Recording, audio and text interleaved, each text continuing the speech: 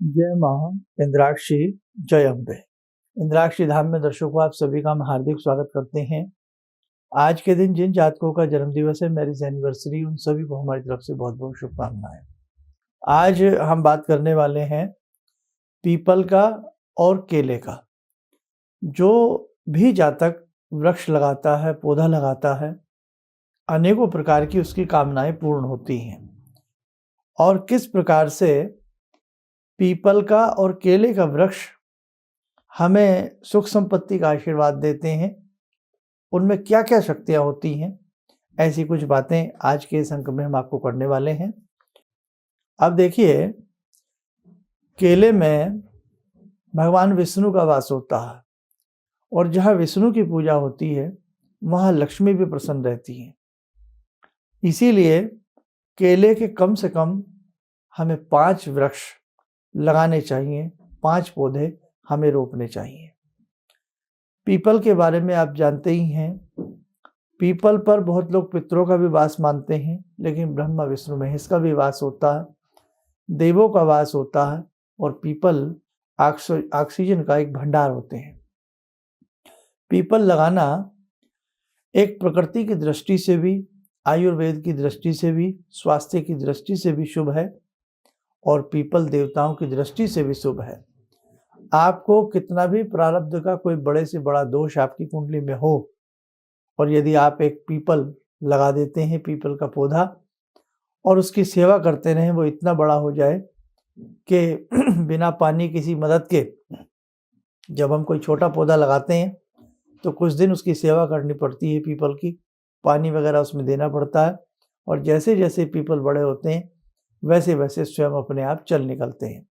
और वैसे भी पीपल का तो आपने वृक्ष देखा ही होगा, दीवारों के सीने तोड़ करके अपने आप निकल आते हैं, कहीं से कहीं भी पीपल का पौधा हो जाता है। तो आप ध्यान रखें, नया साल आने को भी है, पीपल के कम से कम आप ध्यान करें 11 पौधे लगाएं।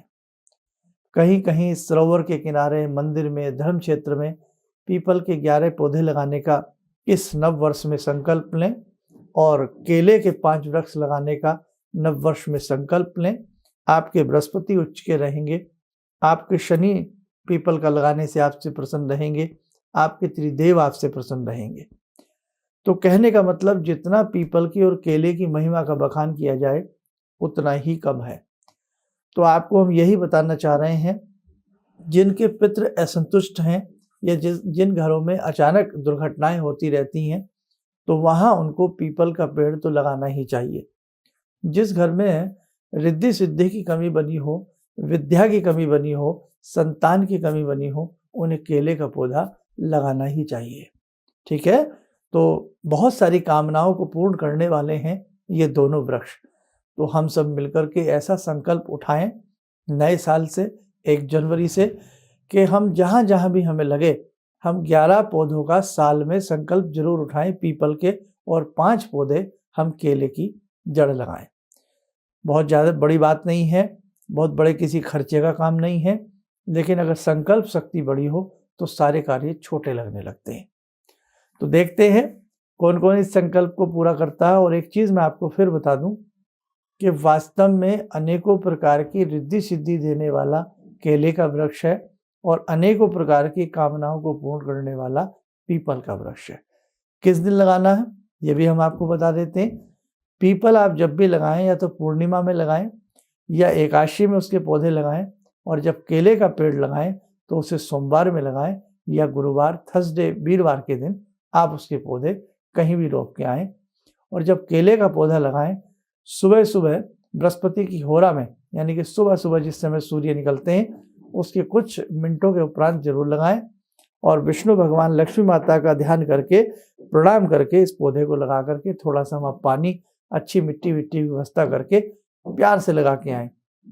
ऐसे ही जब केले का लगाएं तो वहाँ पर भी शनि देव का और त्रिदेव का ध्यान करके, भगवान श्री कृष्ण का ध्यान करके, विष्णु का ध्यान करके, भोलेनाथ का ध्यान करके और अपने पितरों का ध्यान करके आप पीपल का पेड़ लगाएं। आप लगा के देखें, आपको आशातीत लाभ मिलेगा। जैसे जैसे वो बड़े होंगे वैसे वैसे आपके जीवन की समृद्धि, आपका यश, आपका वैभव बड़ा होने लगेगा।